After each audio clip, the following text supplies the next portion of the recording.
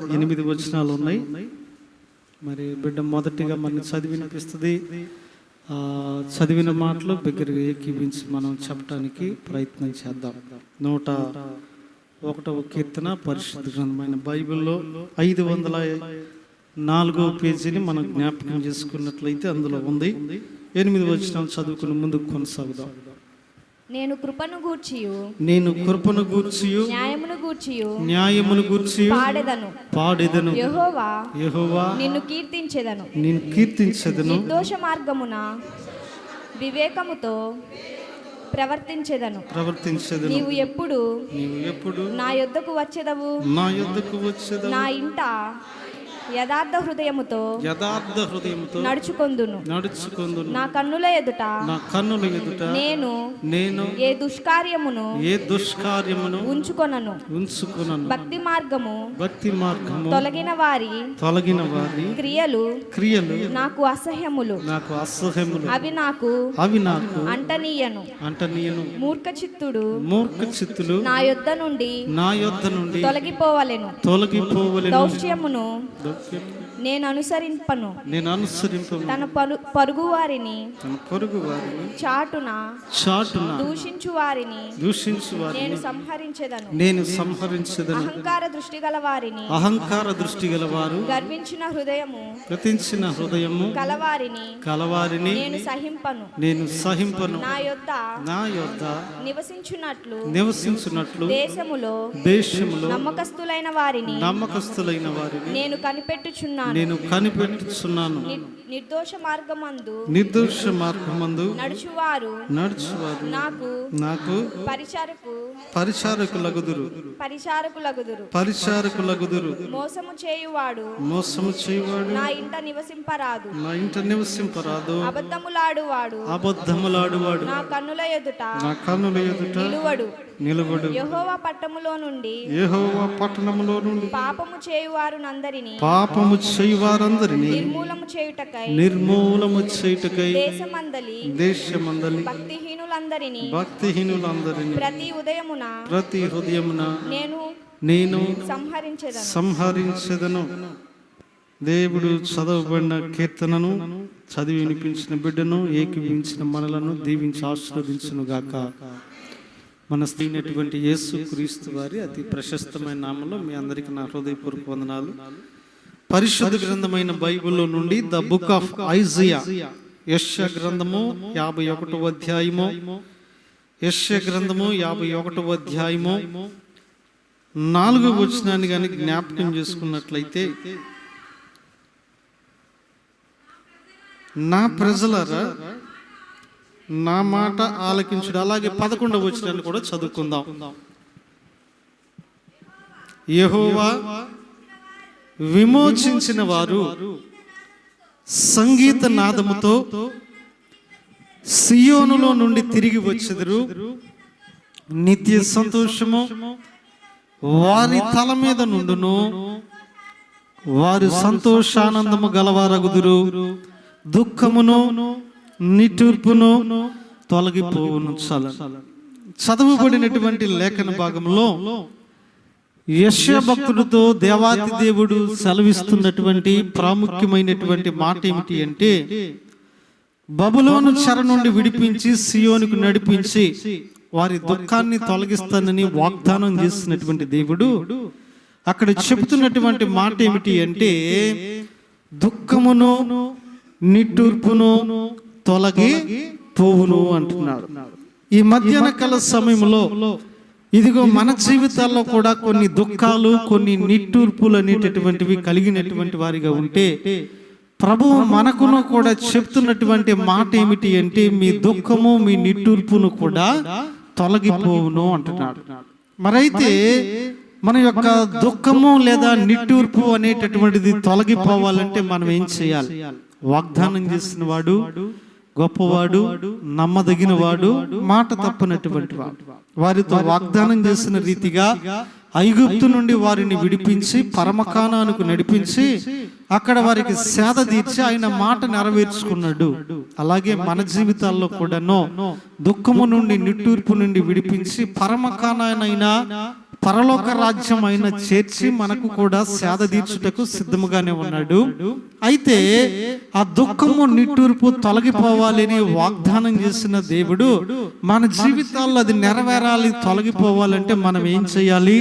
ఆ దుఃఖము నిట్టూర్పు తొలగిపోవుటకు మనం ఎటువంటి వారిగా ఉండాలో కొన్ని విషయాలు, 3 విషయాలు బైబిల్ గ్రంథంలో నుండి జ్ఞాపకం చేసుకుని ముందుకు కొనసాగుతాం. ఆయన అన్నాడు కదా, దుఃఖమును నిట్టూర్పును తొలగిపోవునని. అయితే మన జీవితాల్లో దుఃఖము నిట్టూర్పు తొలగిపోవాలి, ప్రభువు మాట నెరవేర్చబడాలి అంటే మొదటిగా మనం చేయవలసినటువంటిది ఏమిటి అంటే, ఆయన అంటున్న మాట మొదటి సామ్యూయేలు గ్రంథం 1వ అధ్యాయంలో అంటాడు కదా, ప్రార్థన మనము చెయ్యాలి. దుఃఖము నిట్టూర్పులో ఉన్నప్పుడు మనం ఏం చేయాలట? ప్రార్థన చేయాలి. చూడండి 10వ వచనం చదువుకుందాం. The book of first Samuel chapter 1 verses 10. ఆమె బహు దుఃఖాక్రాంతురాలై వచ్చి యెహోవా సన్నిధిని రోదన చేయుచు, ప్రార్థన చేయుచు, బహుగా ఏడ్చుచు. చాలండి. హన్న దుఃఖములో ఉన్నప్పుడట ఆవిడ దేవుని సన్నిధికి వచ్చి ఏం చేస్తుందంట?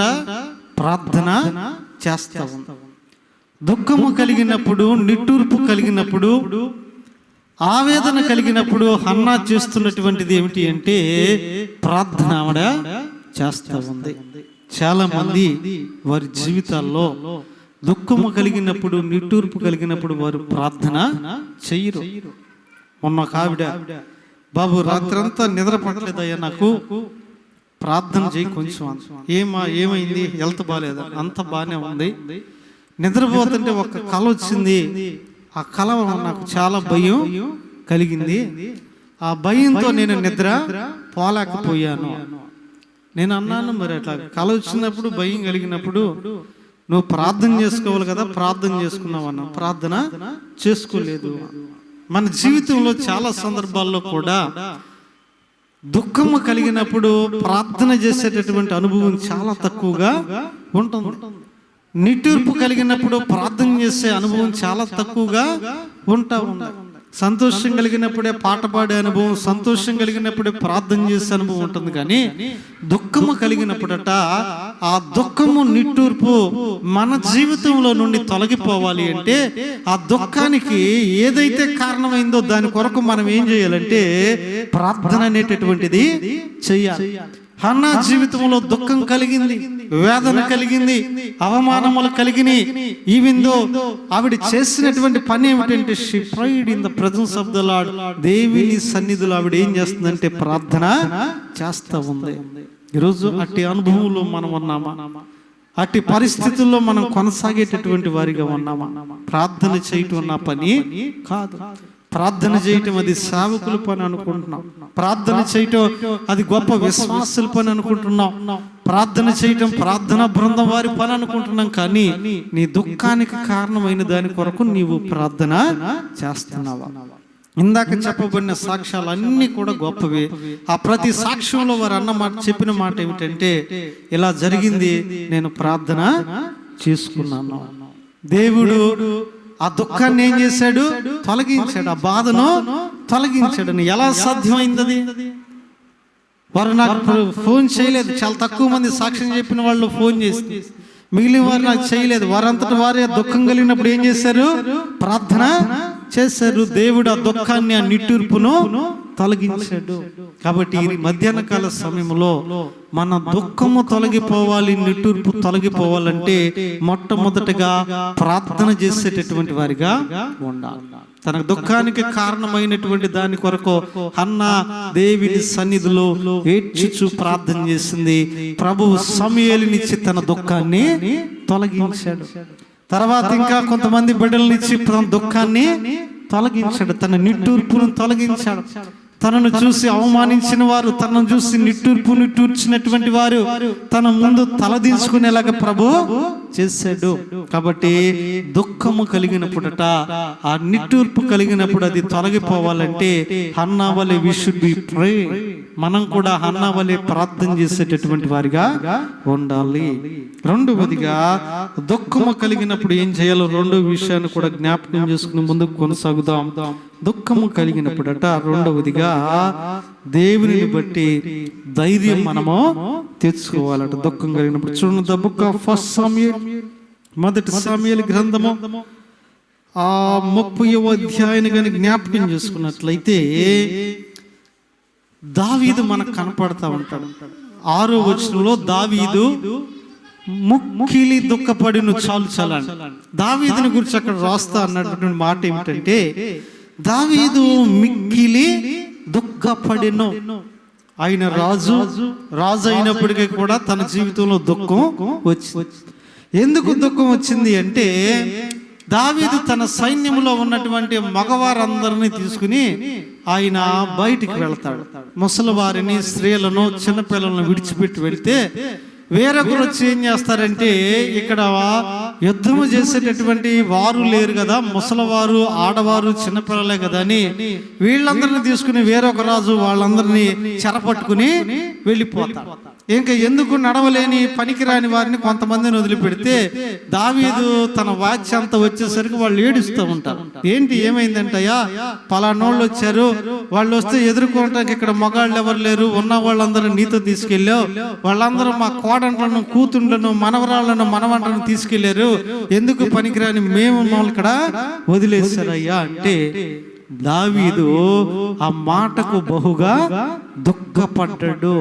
ఆ మాటను బట్టి బహుగా వేదన చెందాడు. తర్వాత అక్కడ దావీదుతో ఉన్నవారు అన్నారంటారే, దావీదుని బట్టి ఈ రోజున మన భార్యలు చెరకొని పోయారు, దావీదుని బట్టే మన పిల్లలు చెరపట్టబడ్డారు, దీని అంతటికి కారణం దావీదే కాబట్టి దావీదును రాళ్లతో కొట్టి చంపుదాం అనుకున్నప్పుడు దావీదు మిక్కిలి దుఃఖపడ్డాడట. అయ్యో ప్రభువా, ఏమిటి నా కింద పని చేస్తున్న పనివారు నా మీద తిరుగుబాటు చేస్తున్నారే, వారెవరో వారిని చెరగొని కొడితే దానికి కారణం నేనే అని నన్ను నిందిస్తున్నారే, నన్ను రాళ్లతో కొట్టి చంపుదామంటున్నారే, పిల్లలు అందరూ కూడా బిగ్గరగా ఈ రీతిగా వారు ఇదిగో ఏడుస్తూ ఉన్నారే, ఏంటి ప్రభువా అని ఇదిగో వారందరూ కూడాను బిగ్గరగా ఏడుస్తూ బాధపడుతున్నప్పుడు దావీదు మిక్కిలి దుఃఖపడి చివరలు 6వ వచనం చివరలు అంటాడు కదా, దావీదు తన దేవుడైన యెహోవాను బట్టి ధైర్యము తెచ్చుకొనెను. He get a courage by his lord. ఇదిగో అతడట దేవుడైన యెహోవాను బట్టి ధైర్యము తెచ్చుకున్నాడు. మిక్కిలి దుఃఖం కలిగినప్పుడు రెండవదిగా దేనిని బట్టి ధైర్యం తెచ్చుకోవాలి అంటే, యెహోవాను బట్టి మనం ఏం చేయాలంట, ధైర్యం తెచ్చుకోవాలి. కొన్ని కుటుంబాల్లో మిక్కిలి దుఃఖాలు కలగజేస్తాయి, కొన్ని సంఘటనలు, కొన్ని నష్టాలు, కొన్ని ఇబ్బందులు, కొన్ని మరణాలు, లేకపోతే కొన్ని మాటలు కుటుంబంలో దేన్ని కలగజేస్తాయి అంటే మిక్కిలి దుఃఖాన్ని కలగజేస్తాయి. వెన్ యూ హ్యావ్ ఎప్పుడైతే నీకు ఆ దుఃఖం కలిగిద్దో, you should be get courage by the Lord అన్నాడు. యెహోవాను బట్టి మనం ఏం చేయాలట, ధైర్యము తెచ్చుకోవాలి. ఎందుకంటే ఈ లోకము నాకు శాశ్వతం కాదు, ఈ లోకము నాకు కొంతకాలం తర్వాత మరలా అక్కడికి వెళ్ళవలసినటువంటి వారమే. ఈ లోకంలో ఉన్న బంధాలు కొంతకాలమే, ఆప్యాయతలు కొంతకాలమే, అనురాగాలు కొంతకాలమే, ఏదో ఒక రోజు కూడా ప్రభుతో గడపవలసినటువంటి వాడను దానని ఆయనను బట్టి మనం ఏం చేయాలట, ధైర్యము తెచ్చుకోవాలి అంటున్నాడు దావీదు. అలాగే యెహోవాను బట్టి ధైర్యము తెచ్చుకున్నాడు. లూకా సువార్త 21వ అధ్యాయాన్ని జ్ఞాపకం చేసుకున్నట్టయితే the book of Luke chapter 21 versus 28 లో ఇదిగో అక్కడ ఒక మాట అంటాడు కదా, లూకా సువార్త 21వ అధ్యాయం 28వ వచనం, ఇవి జరగనారంభించినప్పుడు మీరు ధైర్యము తెచ్చుకుని చాలు. అక్కడ అన్నాడు కదా, ఇవి జరగనారంభించినప్పుడు మీరు ఏం తెచ్చుకోవాలంట, ధైర్యం తెచ్చుకోవాలి. ఏవి జరగనారంభించినప్పుడు అంటే కొన్ని అనుకోని సంఘటనలు మన కుటుంబంలో జరుగుతాయి, కొన్ని అనుకోని ఇబ్బందులు మన కుటుంబంలో తలెత్తుతాయి, కొన్ని అనుకోనటువంటి నిందలు మనం భరించాల్సిన పరిస్థితి వస్తుంది, కొన్ని అనుకోనటువంటి పరిస్థితులు గుండా మనం వెళ్ళనారంభించినప్పుడు మనం ఎలాగుండాలంటే ధైర్యము తెచ్చుకోవాలంటే యెహోవాను బట్టి. లేకపోతే మనం ఇంకా దుఃఖకరమైనటువంటి పరిస్థితుల్లోనికి వెళ్ళిపోతాం, ఇంకా ఇబ్బందికరమైనటువంటి పరిస్థితుల్లోనికి వెళ్ళిపోతాము. యోషువ గ్రంథం అంటాడు 1వ అధ్యాయం 6వ వచనంలో ఆయన అంటున్నటువంటి మాట ఏమిటి అంటే, ఇదిగో నిన్ను విడువను ఎడబాయినో నిబ్బరము కలిగి ధైర్యముగా ఉండు. యోషువ నడిపించే నాయకుడు మోషే లేడని, మోషే విడిచిపెళ్ళాడని భయపడుతున్నావా? నీ దేవుడైనటువంటి యెహోవాను నేను మాత్రం నిన్ను విడవను ఎడబాయి, ధైర్యమో తెచ్చుకొనుము అంటున్నాడు. కాబట్టి రెండవదిగా మన దుఃఖము నిట్టూర్పు తొలగిపోవాలి అంటే యెహోవాను బట్టి మనం ఏం చేయాలట? ధైర్యం అనేటటువంటిది తెచ్చుకోవాలి.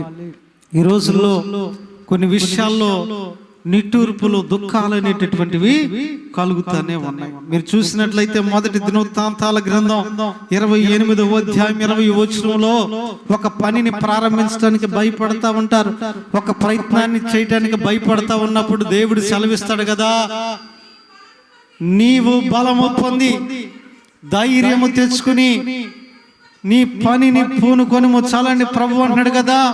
ఇదిగో ఈ పనిని పూనుకొనుటకు బలహీనుడయ్యావా? ఈ పని కొనసాగించుటకు ఎలాగ చేయాలనే ఆలోచనలో ఉన్నావా? ఈ పని నా శక్తికి మించింది, చేయలేనని ఇదిగో దుఃఖిస్తూ ఉన్నావా? అయితే ప్రభు అంటున్నాడు కదా, ఇదిగో నీ దేవుడైనటువంటి యెహోవాను బట్టి ధైర్యము తెచ్చుకుని ఆ పనిని నీవు పూనుకొను, నేను నీకు తోడుగా ఉంటాను. ఈ రోజుల్లో కొన్ని పనులు కొనసాగించలేక దుఃఖాలండి. ఈ రోజుల్లో కొన్ని పనులు ఇదిగో ముందుకు కొనసాగించలేక దుఃఖపడుతున్నటువంటి వారు చాలా మంది ఉన్నారు. ఈ ఉద్యోగానికి అప్లై చేస్తే వస్తుందా రాదా, ఈ పనికి అప్లై చేస్తే వస్తుందా రాదా, లేకపోతే దీనిలో ఇన్వెస్ట్ చేస్తే లాభం పొందుకుంటానా లేదా, ఈ పని మొదలు పెట్టవచ్చా లేదని దుఃఖిస్తూ ఉన్నారు. ఆ పని ముందుకు కొనసాగలేక, దాన్ని కొనసాగించలేక, కొంతమంది మొదలు పెట్టలేక దుఃఖించే పరిస్థితుల్లో ఉన్నవారు కూడా ఉన్నారు. కానీ దేవుని వాక్యం అంటుంది కదా, ఇదిగో నీవు యెహోవాను బట్టి ధైర్యము తెచ్చుకుని దానిని ఏం చేయన్నాడు? కొనసాగించు.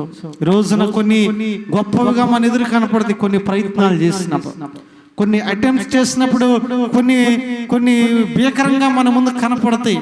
కానీ యెహోవాను బట్టి అటు చూస్తే అవన్నీ చిన్నగా కనపడతాయి. ఒకసారి యెహోషువ మీరు వెళ్ళి ఆ ప్రాంతాన్ని వేగు చూసిరండి అంటే, వెళ్ళి వేగు చూసిన వారు ఏమంటారు? అయ్యా, ఆ దేశంలో ఉన్నవారు ఆజానుభావులు, గొప్పవారు, వారి కంటికి మనం ఎలాగున్నామంటున్నాడు?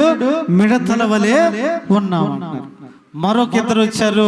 ఆ ఇద్దరు ఏం సమాచారం ఇచ్చారంటే, అయ్యా మనం ఏం భయపడాల్సినటువంటి పని లేదు, ఆ దేశాన్ని ప్రభు మనకి ఇవ్వబోతున్నాడు, మన భయము చేత ఆ దేశము గజ గజ వణుకుతుంది అన్నాడు. దేవునికి స్తోత్రం కలుగును గాక. హల్లెలూయా, హల్లెలూయా.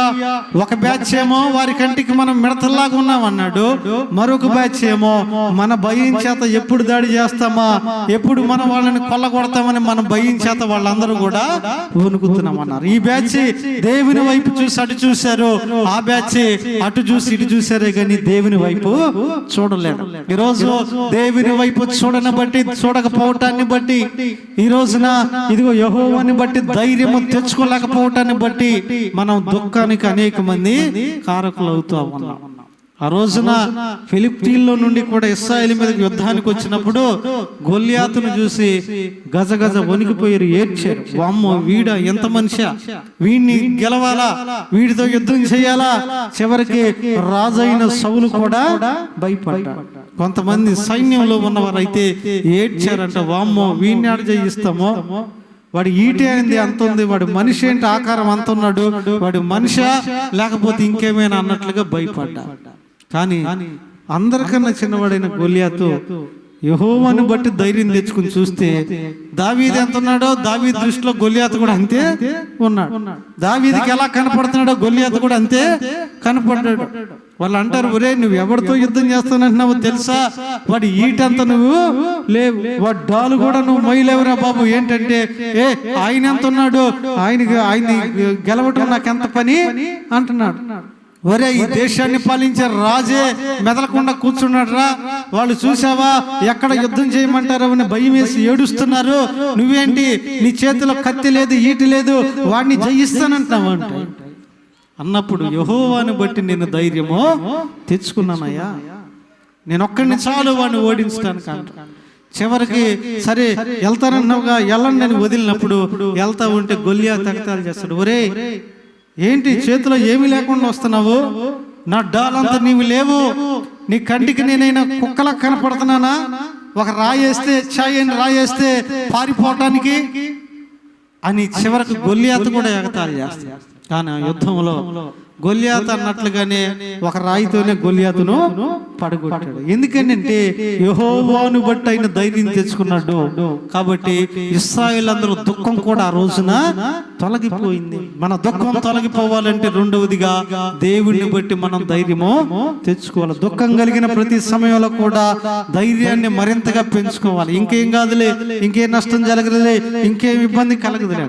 మా కుటుంబంలో కూడా రెండు వెంటనే దుఃఖకరమైన పరిస్థితులు వచ్చినప్పుడు యెహోవాను బట్టి ధైర్యము తెచ్చుకున్నాం.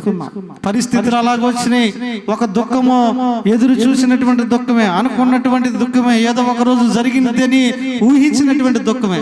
కానీ రెండవ దుఃఖం అది ఎన్నడూ కూడా ఊహించలా, ఎప్పుడు కూడా అది జరిగిద్దని ఊహ ఆలోచన కూడా రాలేదు.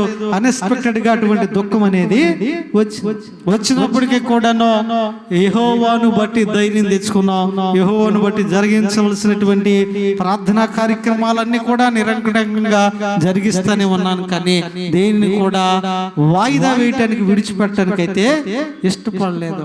ఎందుకనగా ఆ దుఃఖము తొలగిపోవాలి అంటే యెహోవాను బట్టి మనం ధైర్యం అనేటటువంటిది తెచ్చుకోవాలి. ఇర్మియా గ్రంథంలో ఒక మాట అంటాడు చూడండి, the book of Jeremiah chapter 17 17వ అధ్యాయము వర్సెస్ 17. ఇర్మియా గ్రంథం 17 చదువుకుందాం చూడండి. ఆపత్కాలమందు నీవే నా ఆశ్రయము, నాకు అధైర్యము పుట్టింపకము. ఇర్మియా గ్రంథకర్త అంటాడు కదయ్యా, ఆపత్కాలమందు నీవే నా ఆశ్రయ దుర్గమయ్యా, ఇదిగో నా దుఃఖ దినమున నీవు నాకు అధైర్యము పుట్టించొద్దు, నిన్ను బట్టి ధైర్యము పొందుకునేటటువంటి కృపను నీవు నాకు దయచేయి ప్రభువా అంటున్నాడు. కాబట్టి రెండవదిగా మన దుఃఖము నిట్టూర్పు తొలగిపోవాలి అంటే మనము చేయవలసినటువంటిది ఏమిటి అనగా, ఇదిగో యెహోవాను బట్టి ధైర్యం తెచ్చుకునేటటువంటి వారిగా ఉండాలి. ఆయన మాటలను బట్టి, ఆయన క్రియలను బట్టి, ఆయన సాహస కార్యములను బట్టి, ఆయన చేసినటువంటి ప్రామిసెస్ విచ్ హాస్, ఇదిగో ఏవైతే వాగ్దానములు ఉన్నాయో వాటిని బట్టి we should be encouraged by the Lord of Almighty అన్నాడు. చివరిగా దీని విషయంలో ఒక మాట చదువుకుందాం చూడండి. దానియేలు గ్రంథం, the book of Daniel chapter 10 10వ అధ్యాయం. దానియేలు గ్రంథం 10వ అధ్యాయము 19వ వచనాన్ని చదువుకుందాం చూడండి. అక్కడ అంటాడు కదా, నీకు శుభమవును గాక, ధైర్యము తెచ్చుకోమని నాతో చెప్పెను. దేవుని వాక్యం అంటుంది, ఈ రోజున దుఃఖములో ఉన్నవా, ఈ రోజున నిట్టూర్పులో ఉన్నవా, ఈ మధ్యాహ్న కాల సమయంలో దుఃఖించేటటువంటి గుంపులో నీవు కూడా ఉన్నావా? ప్రభు సెలవిస్తున్నాడు కదా, నీకు శుభము కలుగును, యెహోవాను బట్టి ధైర్యము తెచ్చుకో. ఈ రోజున అట్టి పరిస్థితుల్లో ఉన్నట్లయితే యెహోవాను బట్టి మనం ధైర్యం తెచ్చుకునేటటువంటి వారిగా ఉంటే మనకేం కలగబోతుందట? శుభం అనేటటువంటిది కలగబోతుంది. కాబట్టి ఒకటి, మన దుఃఖము నిట్టూర్పు తొలగిపోవాలంటే ఒకటి హన్నా వలె ప్రార్థన చేయాలి, రెండు దావీదు వలె ధైర్యము తెచ్చుకోవాలి యెహోవాను బట్టి. అందుకనే యోబు గ్రంథంలో అంటాడు కదా, నీ భక్తి నీకు ధైర్యము పుట్టింపదా అంటాడు. కాబట్టి రెండవదిగా ఆయన బట్టి ధైర్యం తెచ్చుకోవాలి. మూడవదిగా చివరికి ఒక్క మాటను జ్ఞాపకం చేసి ముగ్గురులోకి వెళ్దాం. మూడవదిగా అంటున్న మాట, ఆయన యొద్ద విచారణ చేయాలి. దుఃఖము కలిగినప్పుడు దుఃఖము తొలగిపోవాలి అంటే మూడవదిగా ఆయన యొద్ద విచారములు మనము చేయువారిగా ఉండాలి అంట. మొదటి సమూయేలు గ్రంథం 30వ అధ్యాయము 6వ వచనంలో మనం చూసాం కదా, ఆయన పరిస్థితి ఎరిగిన తర్వాత దావీదు 8వ వచనం వచ్చేసరికి ఆయన అంటాడు, ఈ దండును నేను తరిమెదనా, అయ్యా వారిని నేను తరిమిన ఎడల వారిని పట్టుకునేదనా, తిరిగి నా వారిని నేను పొందుకునేదనా అని ఆయన ఏం చేశాడంటే దేవుని యొద్ద విచారణ అనేటటువంటిది చేశాడు. ఆయన సొంతంగా నిర్ణయం తీసుకోలేదు, సొంతంగా స్టప్ అనేటటువంటిది అయ్యలేదులే, కానీ దేవుని యొద్ద విచారించాడు. ప్రభువా ఇదిగో పరిస్థితి ఎలాగున్నది. ఆ దుఃఖంలో యెహోవాని బట్టి ధైర్యం తెచ్చుకుని ఆయన అంటున్నాడు కదా, ఈ దండును నేను తరిమెదనా, ఇదిగో వెళ్ళిన ఎడల వారిని నా చేతికి అప్పగించేదవా, నా ప్రజలను నా వారిని నా చేతికి అప్పగించేదవా అని ప్రభు యొద్ద విచారం చేసినప్పుడు ప్రభు సెలవిచ్చాడు, నిశ్చయముగా నీవు వెళ్ళు, నీ వారిని మరలా నేను నీ చేతికి అప్పగించదునని ప్రభు చెప్తాడు. చూడండి, అందుకే అంటాడు కదా, మొదటి దినవృత్తాంతాల గ్రంథం the book of first Chronicle chapter 14 ఎవరైనా దగ్గరగా చదవడానికి ప్రయత్నం చేయండి. 14వ అధ్యాయం వర్సెస్ 10 10వ వచనాన్ని కానీ మనం చదువుకున్నట్లయితే అక్కడ అంటాడు కదా, ఫిలిష్తీయుల మీదకి నేను పోయిన ఎడల నీవు వారిని నా చేతికి అప్పగించదవా అని దావీదు దేవుని యొద్ద విచారణ చేయగా, యెహోవా పొమ్ము, నేను వారిని నీ చేతికి అప్పగించేదను. చాలండి, దావీదు ఎవరి యొద్ద విచారం చేస్తున్నాడు? జీవము గల దేవుని యొద్ద విచారం చేస్తున్నాడు. అయ్యా, ఇది ఇలా జరిగింది, అయితే నేను మరలా ఇలా చేయొచ్చా అని దావీదు దేవుని యొద్ద విచారణ చేస్తున్నాడు. ఈ రోజుల్లో మన కుటుంబాల్లో దుఃఖం కొంత పెరగటానికి కారణం ఏమిటి అంటే, తరగటం కన్నా కూడా దేవుని యొద్ద మనం విచారణ చేయకపోవటమే. మనకు మనగా నిర్ణయాలు తీసుకుంటాం, మనకు మనంగా ఆలోచించేస్తాం, మన ఇష్టానుసారంగా మన ప్రయత్నాలు చేస్తామే. కానీ అయ్యా, దీని విషయమై ఎలా చేయమంటావని దేవుని యొద్ద విచారణ చేసేటటువంటి వారు చాలా తక్కువ మంది ఉన్నారు. కానీ దేవుని వాక్యం అంటుంది కదా, ఇదిగో ఇదిగో ఆయన యొద్ద మనం విచారణ చేసేటటువంటి వారిగా ఉండాలి. ఆయన సన్నిధికి వచ్చి, ఇది ఇలా చేయాలనుకుంటున్నాను, ఇది సరైనటువంటిదేనా అయ్యా, ఈ మార్గంలో వెళ్ళాలనుకుంటున్నాను, సరైనటువంటిదేనా, ఈ వేలో లేదా ఈ ఎడ్యుకేషన్ వెళ్ళాలనుకుంటున్నాను, ఇది సరైనటువంటిదేనా, ఆయన యొద్ద మనము విచారణ చేసేటటువంటి వారిగా ఉండాలి. కీర్తన గ్రంథం 34:4లో కూడా ఆయన అంటున్నటువంటి మాట ఏమిటంటే, నేను యెహోవా యొద్ద విచారణ చేయగా ఆయన నాకు ఉత్తరం ఇచ్చును అంటాడు. దేవునికి మహిమ కలుగును గాక. హల్లెలూయా, ఆమేన్, హల్లెలూయా. ఆయన చెప్తున్నటువంటి మాట, నేను ఆయన వద్ద విచారణ చేశాను, ఈ దుఃఖములో, ఈ సమస్యలో, ఇబ్బందులు ఆయన నాకేం చేశాడంట? ఉత్తరం ఇచ్చాడు. ఒకవేళ ఉత్తరం ఇవ్వకపోతే పరిస్థితి ఏమిటంటే, ఉత్తరం ఇచ్చేదాకా ఆగటమే. ఒకవేళ ఇవ్వలేదనుకోండి, ఆ జవాబు పొందే వరకు, ఆ సూచన పొందే వరకు కూడా ఆ ప్రయత్నాన్ని ఏం చేయాలి? ఆపుకునే వారిగా ఉండాలి, కానీ తొందరపడి స్టెప్ వేసేటటువంటి వారిగా ఉండకూడదు. ఆయన నిజంగా బైబిల్ గ్రంథంలో చూస్తే మీరు చదివినట్లయితే, యెషయా గ్రంథంలో అనుకుంటా అంటాడు, ఆ 28వ అధ్యాయము 6వ వచనంలో ఆయన అనే మాట ఏమిటంటే, ప్రభువు స్వప్నముల ద్వారా, కలల ద్వారా, ఇదిగో ఆయన యొద్ద విచారణ చేసిన వారికి ఆయన ఏం చేస్తాడంట? ఉత్తరం ఇస్తాను అన్నాడు. The people who are asked to the Lord, ఎవరైతే ప్రభు యొద్దకు వచ్చి ప్రభువుని అడుగుతారో, ప్రభు యొద్ద వారు వ్యక్తం చేస్తారో, వారికి ప్రభు అనేక రీతిలుగా ఇచ్చాడు. కొంతమందికి స్వప్నముల ద్వారా ఉత్తరం ఇస్తానన్నాడు, కొంతమందికి కళల ద్వారా ఉత్తరం ఇస్తానన్నాడు, కొంతమందికి సావుకుని ద్వారా, ప్రవక్తన ద్వారా ఏం చేస్తాడు? ఉత్తరం ఇస్తాడు. ఆ రోజున ఆయన దగ్గరకు ప్రవక్త వెళ్ళి అంటాడు కదా, అయ్యా నీ సమయం అయిపోయింది, ప్రభు నీ ఇంటిని చక్క పెట్టుకోమన్నాడని అతని ద్వారా అక్కడికి ఉత్తరం ఇచ్చాడు. ఆయన సరి చేసుకున్నాడు, కన్నీరు విడిచాడు, మరలా వెళ్ళాడు, ప్రభు నీ ఆయుష్ని పెంచాడని ఉత్తరము ఇచ్చాడు. కొంతమందికి గాడిద ద్వారా ఉత్తరం ఇచ్చాడు, కొంతమందికి కాకి ద్వారా ఉత్తరం ఇచ్చాడు, మరి కొంతమందికి పావురము ద్వారా కూడా ఆయన ఉత్తరము ఇచ్చాడు. ఆ రోజున జలప్రళయ సమయంలో పరిస్థితి ఎలాగున్నది, నీరు ఎంతవరకు వచ్చిందని ఆయన నోవాహు నీళ్ళలోకి దూకలేదు, ఆయన పిల్లలను దూకించలేదు. ఆ విచారం ప్రభు యొద్ద విచారించి ఒక పావురాన్ని విడిచిపెట్టినప్పుడు అది తిరిగి అతనికి ఉత్తరాన్ని తీసుకువచ్చింది. ఆ సూచనను బట్టి ఆయన అర్థం చేసుకున్నాడు, బయట పరిస్థితి ఇలాగా ఉన్నది. కాబట్టి ఆయన యొద్ద విచారించాలి, కానీ ఏదో ఒక రీతిగా ఆయన మనకు ఉత్తరాన్ని తప్పకుండా ఇస్తాడు. దుఃఖములో ఉన్నప్పుడప్పుడు ప్రభు యొద్ద మనం విచారణ చేయాలి. ఆ వేదనలో ఉన్నప్పుడు, ఆ నిట్టూర్పులో ఉన్నప్పుడు ప్రభు యొద్ద మనం విచారించేటటువంటి వారిగా ఉండాలి అన్నాడు. యెషయా గ్రంథం 65వ అధ్యాయం, the book of Isaiah chapter 65 versus 1 ఒకటో వచనం చదువుకుందాం. చూడండి, 65:1 చూసినట్లయితే, నా యొద్ద విచారణ చేయవని వారిని నా దర్శనమునకు రానిచ్చితిని, నన్ను వెదకు వారికి నేను దొరికితే అంటాడు. చాలు చాలు అని అక్కడ అంటాడు కదా, ఇదిగో నా యొద్ద విచారణ చేయని వారిని కూడా నేను రానిచ్చితిని అంటాడు. తర్వాత 2వ వచనం, తమ ఆలోచన బట్టి వారు అందరూ కూడా నష్టపోయారు అంటారు. కాబట్టి ప్రియమైనటువంటి దేవుని సంగమా, ఈ యొక్క మధ్యాహ్న కాల సమయంలో దేవుని పిల్లలమైనటువంటి మనము దేవుని యొద్ద ఇదిగో విచారించేటటువంటి వారిగా ఉండాలి. ఎక్కడికైనా వెళ్ళేటప్పుడు కూడా మనం ఏం చేయాలంట? విచారించాలి. ఎవరైనా రమ్మన్నారనుకోండి, పరిగెత్తుకుంటా వెళ్ళిపోయేటటువంటి వారిగా ఉండకూడదు. మత్తయి సువార్తలో ఒక మాట చూడండి, ఆ మాట కూడా 10వ అధ్యాయం 11వ వచనంలో, మీరు ఏదైనా ప్రాంతానికి వెళ్ళినప్పుడట అక్కడ చదవండి, ఎవడు యోగ్యుడో విచారణ చేసి అక్కడి నుండి వెళ్ళు వరకు అతని ఇంటి దగ్గర నుండి చాలు చాలండి. మనం ఎక్కడికైనా వెళ్ళినా ఎవరైనా పిలిచినా మనం విచారణ చేయాలంట. వాళ్ళు ఎటువంటి వారు, ఎటువంటి వ్యక్తులు, ఆ కుటుంబం ఎటువంటి కుటుంబమో తెలుసుకుని ఆ ఇంటికి వెళ్ళటానికి మనం ప్రయత్నం చేయాలి. పిలిచారు కదా అని పరిగెత్తుకుంటా మనం వెళ్ళకూడదు. పిలిచారు కదా అని ఎగేసుకుంటా మనం వెళ్ళిపోకూడదు. ఆ కుటుంబం కొరకు మనం విచారణ చేయాలి. ఎటువంటి కుటుంబం, ఒక సరైన కుటుంబం కాదనుకో.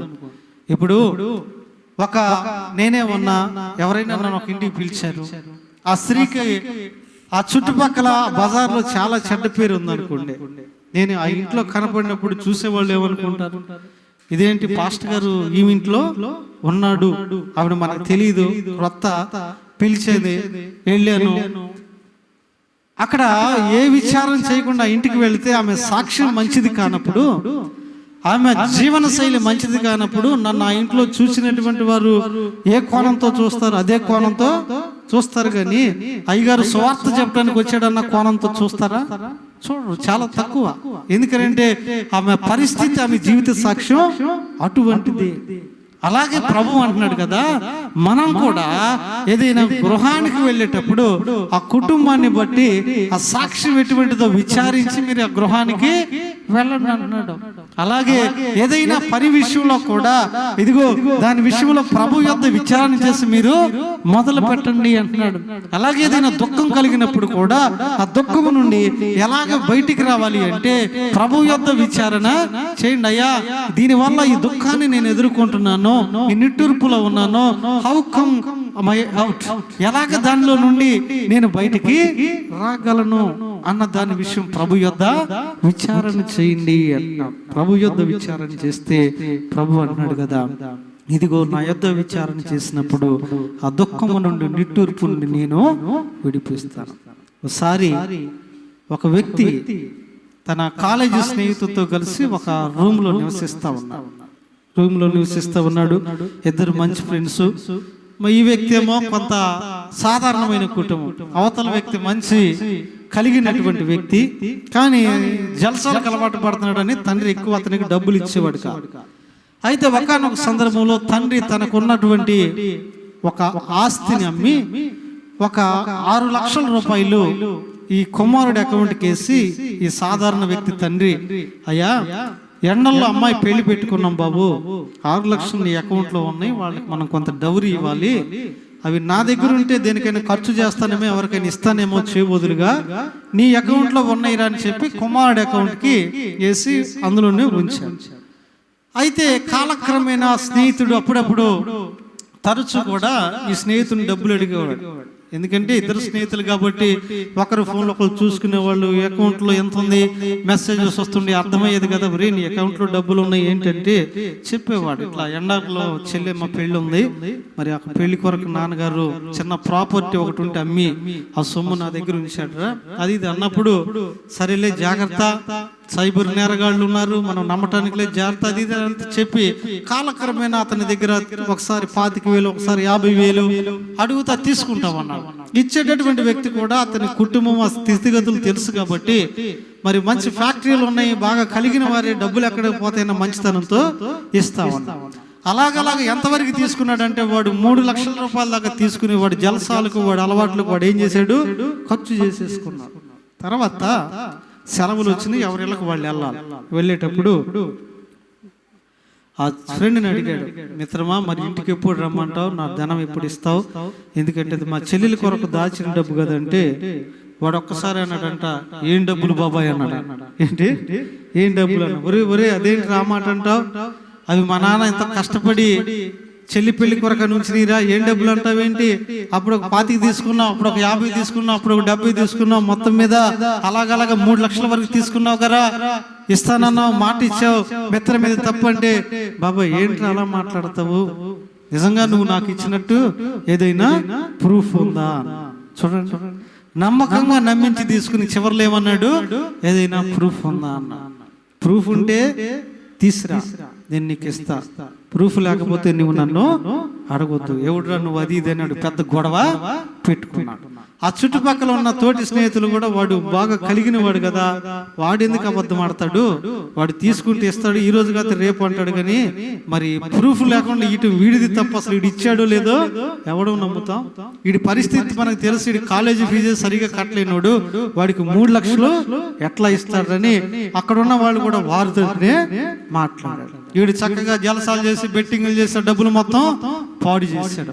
ఇంట్లో తెలిస్తే ఊరుకోరు కదా, అందుకని బయట తీసుకుని సెలవులకి ఇంటికి వెళ్ళాడు. ఇంటికి వెళ్ళిన తర్వాత కుమారుడు చాలా బలహీనంగా డల్లుగా ఉన్నాడు, సరిగా తింటలే.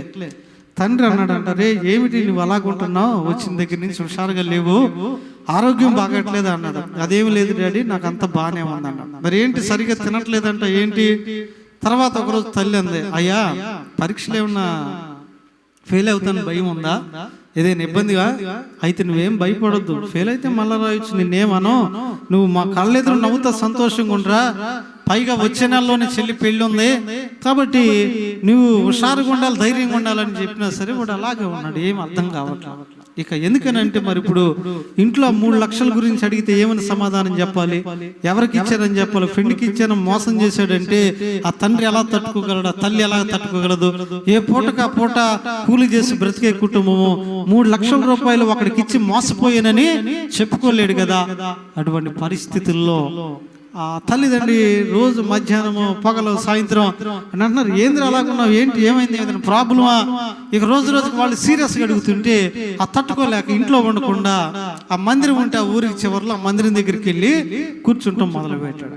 ఆ మందిరంలో పాస్టర్ గమనించాడు, ఎవరు అబ్బాయి అంటే పలానోళ్ళ అబ్బాయి అండి, సెలవులు అయిపోయి వచ్చాడు అది ఇది అని చెప్పినప్పుడు ఒకరోజు సేవకుడు గమనించాడు, ఆ చర్చిలో ఎవరు లేనప్పుడు అంటే మోకాళ్ళు వేసుకుని ఏడుస్తా ప్రార్థన చేస్తున్నప్పుడు పాస్టర్ గారికి ఏదో అనుమానం వచ్చింది, ఏదో కుర్రోడికి సమస్య ఉంది, ఆ కఠినమైనటువంటి సమస్య వల్ల ఇబ్బంది ఉంది కాబట్టి ఆ సమస్య ఏంటో కనుక్కోవాలని పాస్టర్ గారు పిలిచి, తమ్ముడు నేను నిన్ను గమనిస్తున్నాను, నువ్వేదో దుఃఖంలో ఉన్నావు, మరి నీ తండ్రి లాంటి వాడు నాకు చెప్తే దేవునికి చెప్పినట్టే నీ సమస్యకు నీవు దేవుని యొద్ద విచారం చేస్తే నీ సమస్యకు ఏదైనా పరిష్కారం జరిగిద్ది. చాలా మంది మరి దేవుని యొద్ద విచారణ చేసి ఉత్తరం పొందుకున్న వాళ్ళు, పరిష్కారం పొందుకున్న వాళ్ళు, సమస్య నుండి విడిపించబడిన వారు ఉన్నారని ఆ బిడ్డకి చెప్పినప్పుడు, అయ్యా నా కుటుంబంలో ఎవరికి చెప్పరని మాట ఇస్తే చెప్తానంటే చెప్పాడు.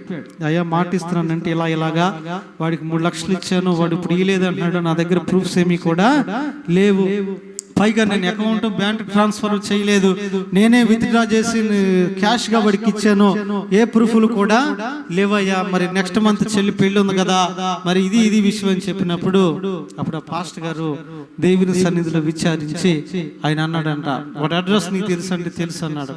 అప్పుడు ఒక లెటర్ తీసుకుని వాడికి రాయని, ప్రియమైన స్నేహితునికి నమస్కరించడం అయిందని చెప్పి వీడు అవసరంలో ఏం చేశాడంటే, నీవు నా దగ్గర 5 లక్షల రూపాయలు అప్పు తీసుకున్నావు అని రాయమని చెప్పాడు. 5 లక్షల రూపాయలు అప్పు తీసుకున్నావు, ఆ అప్పు కొరకు ఎప్పుడు నన్ను నీ ఇంటికి రమ్మంటావు అని వీడు రాశాడు. పాస్టర్ గారు అలా రాయమన్నాడు, అలా రాశాడు, అక్కడ పంపించాడు. ఆ ఉత్తరం వెళ్ళిన తర్వాత వాడికి చేరింది. వాడేం చేశాడంటే రిటర్న్ లో అప్పుడు దాకా ప్రూఫ్ ఉంది లేదని అడిగినోడు, ఒరే ఏంటి నీకు పిచ్చి ఏమన్నా పట్టిందా, నీవు నాకు ఇచ్చింది 3 లక్షలే, నేను నీ దగ్గర అక్షరాలా తీసుకుంది 3 లక్షలే కదా, అదేంటి ఉత్తరంలో 5 లక్షలని రాశావు, 5 లక్షల సంగతి ఎవరికి తెలుసునని వాడు రిటర్న్ రాశాడు.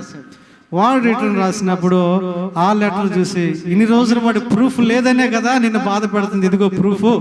వాడే రాశాడు ఏమని, నీ దగ్గర నేను తీసుకుంది 3 లక్షలని, పదా వాడి ఇంటికి వెళ్దామని చెప్పి ఆ ఉత్తరం పట్టుకుని ఆ తండ్రితో కూడా జరిగింది చెప్పి సమాధానపడే ఊళ్ళో కొంతమంది పెద్దలు తీసుకుని ఆయన దగ్గరికి వెళ్ళారు. ఆయన దగ్గరికి వెళ్ళయ్యా ఇలా జరిగిందని మీరు అందరూ చెప్పినప్పుడు ఆ తండ్రి కూడా బాధపడి, బిడ్డ వ్యసనాలకి బానిస అయిన మాట వాస్తవమే, బెట్టింగ్లు కానీ త్రాగుడు కానీ, అందుకే నేను డబ్బు పంపట్లేదు, ఒకవేళ మీ బిడ్డ దగ్గర తీసుకున్నాడేమో, ఒక్క మాట బిడ్డను కూడా అడుగుతాను, మీరు ఎలాగే ఉండని బిడ్డను పిలిచాను.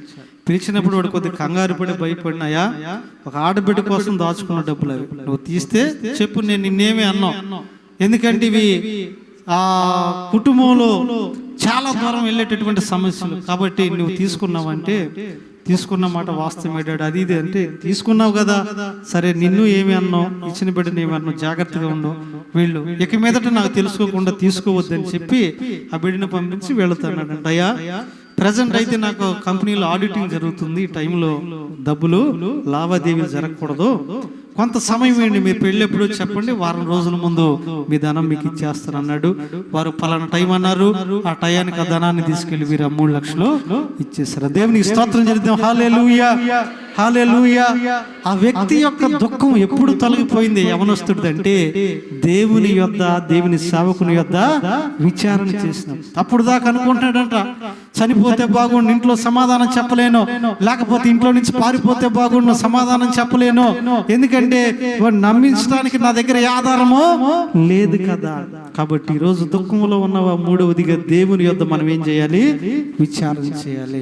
అందుకే యెషయా గ్రంథంలో ఆయన అన్నాడు, నీ దుఃఖమును నిట్టూర్పును నేను తొలగించదును. ఎప్పుడనగా హన్నా వలె ప్రార్థన చేసినప్పుడు, ఎప్పుడనగా దేవుని బట్టి ధైర్యం తెచ్చుకున్నప్పుడు, ఎప్పుడు అనగా ఆయన యొద్ద విచారణ చేసినప్పుడు. ఈ మధ్యాహ్న కాల సమయంలో ప్రియ దేవుని బిడ్డ, ఒకవేళ నీవు కూడా దుఃఖములో నిట్టూర్పులో ఉన్నట్లయితే ప్రభు అంటున్నాడు, హన్నా వలె ప్రార్థిస్తే, దావీదు వలె ధైర్యం తెచ్చుకుంటే, ఇదిగో లేకపోతే నా యొద్ద నీవు విచారణ చేస్తే నీ దుఃఖమును నిట్టూర్పును కొట్టివేసి ఆనందమును నేను కలుగజేస్తాను.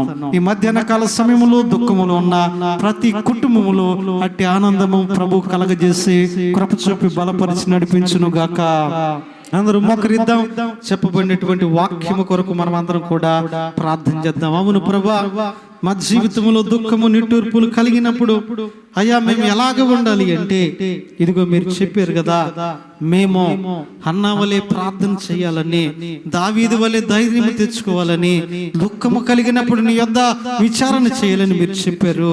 అందును బట్టి స్తోత్రములు ప్రభువా, స్తోత్రములు, స్తోత్రములు. కృప కలిగిన దేవా నీకు వందనాలయ్యా. అయ్యా మమ్మల్ని జ్ఞాపకం చేసుకుని ఈ రోజున ఎంతో మంది బిడ్డలు దుఃఖములో ఉన్నటువంటి వారు లేకపోలేదయ్యా. పైకి వారు నవ్వుతున్నప్పటికీ కూడా అంతరంగము దుఃఖముతో మునిగినటువంటి వారు లేకపోలేదు ప్రభువా. ఎన్నో కుటుంబాల్లో దుఃఖిస్తూ నిట్టూరుస్తూ ఉన్నటువంటి వారు లేకపోలేదు ప్రభువా. జ్ఞాపకం చేసుకునండి. స్తోత్రములు, స్తోత్రములు. కృప కలిగిన దేవా నీకు వందనములయ్యా. గొప్ప దేవుడా నీకు వందనం. చెప్పబడినటువంటి వాక్యమును బిడ్డవునయ్యా, నా దుఃఖము నిట్టూర్పు నేను తొలగిపోవాలని కోరుకుంటున్నాను. నా జీవితంలో ప్రభు విచారము కొట్టివేసి, నా జీవితంలో ప్రభు దుఃఖమును కొట్టివేసి ఆనందం కలగ చేయాలి. నా బిడ్డల జీవితంలో ఆనందం కలగ చేయాలని చూస్తున్నాను నన్ను వారు. ఇదిగో మీ కుడి చేతిని పైకెత్తండి, మీ కొరకు నేను ప్రార్థన చేస్తున్నాను.